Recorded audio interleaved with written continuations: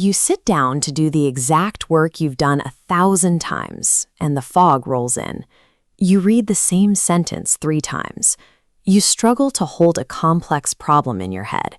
You look at the 24-year-olds in your office firing off ideas, and you begin to wonder if you have already hit your cognitive peak.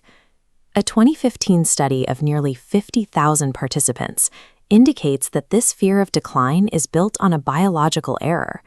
The cognitive friction felt at 30 marks the start of a biological transition, a hardware shift that trades raw speed for an entirely different kind of power. For most of the 20th century, researchers measured cognitive aging by comparing a group of 70-year-olds to a group of 20-year-olds in a lab. The older group scored lower on specific tests, and that gap was attributed purely to aging. These early studies completely ignored that the older group grew up with vastly different schooling, different childhood nutrition, and entirely different technology. They measured a generational difference, not a biological decline. This chart shows how that methodology birthed the cognitive cliff, the idea that intelligence peaks early and then begins a steep, permanent slide into irrelevance. This assumes that intelligence is a single trait. In reality, the mind is a dashboard of multiple, independent cognitive abilities. By treating intelligence as a uniform number, society has judged our cognitive lifespan using metrics that only measure youth-optimized skills. Hartshorne and Germain mapped the actual trajectory of adult development by testing 48,000 people across the entire lifespan. The data shows that raw processing speed and calculation power do peak early, hitting their ceiling in the late teens and early 20s. But short-term visual memory continues to climb, reaching its peak right at age 30. Social cognition, the ability to accurately read human emotions and navigate complex negotiations, does not peak until the mid-40s. Vocabulary, comprehension, and general knowledge continue to rise, peaking well into the 50s and 60s. The mind at 30 is navigating multiple, overlapping cognitive peaks simultaneously. A 20-year-old brain acts as a chaotic construction site.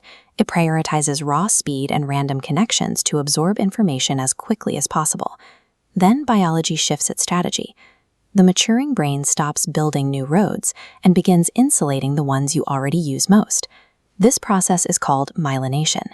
Your brain wraps existing neural pathways in a dense white matter that continues to build until age 40. It transforms slow neural pathways into high-speed fiber optic cables, allowing for a significant acceleration in signal transmission. Your biology trades undirected speed for advanced pattern recognition, deep synthesis, and expert intuition. This shift creates a distinct physiological advantage.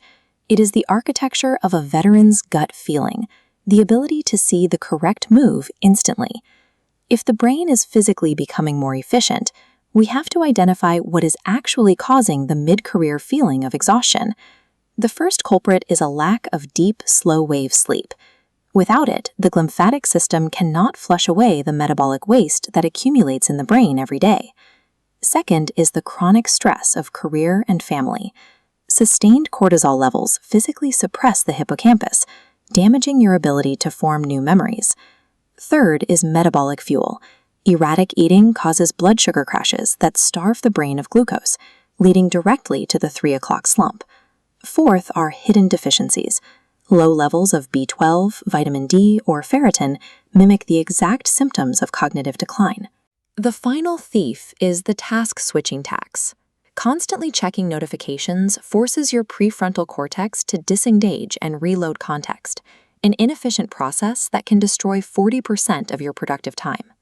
Brain fog stems from a reversible cycle of sleep loss, cortisol, and cognitive overload. The foundational fix is aggressively protecting your deep sleep window. This allows the brain to physically clear its daily residue. Cardiovascular movement acts as the ultimate biological lever. It releases BDNF, a chemical that supports hippocampal growth and counteracts the effects of stress. This protocol clears the fog. Secure your sleep, move daily, steady your fuel, test your blood work for deficiencies, and ruthlessly single task. Competing with 24-year-olds on raw output speed is a losing game. Your hardware is no longer optimized for that type of work. Instead, take on high-stakes problems that require judgment and pattern recognition. Your myelinated mind is built specifically for this level of synthesis. Select one specific thief of your focus from this list. Fix it this week, and tell us your choice in the comments. The cathedral of your mind is still expanding. You are standing on the threshold of your most effective thinking decade.